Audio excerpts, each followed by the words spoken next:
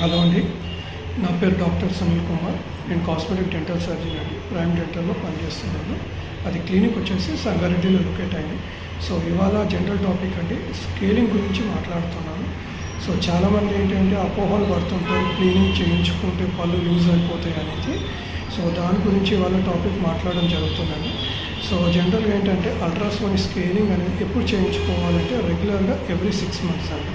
అంటే ఇయర్లీగా ట్వైస్ చేయించుకోవాలి. ఎందుకు చేయించుకోవాలి అంటే సహజంగా మనం తీసుకునే ఆహార పదార్థాలు ఎక్కడైనా పళ్ళ మధ్యలో ఉండిపోయింది, మనం సరిగా శుభ్రం చేసుకోలేదు అన్నప్పుడు అది నెమ్మదిగా ఏమవుతుందంటే గారపడతారండి. గారపడి అది పళ్ళ మధ్యలో అతుక్కుపోతాయి.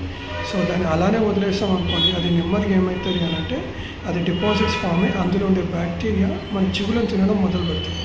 దానివల్ల చిగుళ్ళు వాసి కంప్లీట్గా చిగుళ్ళ నుంచి బ్లడ్ రావడము, నోట్ నుంచి దుర్వాసన రావడం జరుగుతుంటుంది. కొన్నిసార్లు అది ఇన్ఫెక్షన్ ఎక్కువగా వ్యాధి ఎక్కువ స్ప్రెడ్ అయితే అది ఆటోమేటిక్గా పళ్ళు కదిలి ఊడిపోయే ఛాన్స్ ఉంది. అయితే ఏంటి అంటే జనరల్గా అపోహ ఏంటంటే జనరల్గా క్లీనింగ్ చేయించుకుంటే పళ్ళు లూజ్ అవుతాయి అంట. అది కాదండి, అది తప్ప. యాక్చువల్గా అది ముందే యాక్చువల్గా ఇన్ఫెక్షన్ అనేది చాలామందికి ఉంటుంది, కానీ దాన్ని నోటీస్ చేయక వాళ్ళు క్లీనింగ్ చేయించుకోవడం వల్ల పళ్ళు లూజ్ అవుతాయి అని అంటారు. కానీ అది తప్పండి. పళ్ళు క్లీన్ చేయించుకోవడం వల్ల జనరల్గా ఆ లోపల ఉండే పాచు మైల అనేది తీసేస్తాం. దాని ద్వారా ఆ చిగుళ్ళు అనేవి గట్టిపడతాయి, మన పళ్ళు ఇంకా కదలకుంటూ ఉంటాయి. అంతే తప్పించి క్లీన్ చేయించుకోవడం వల్ల పళ్ళు లూజ్ కావండి.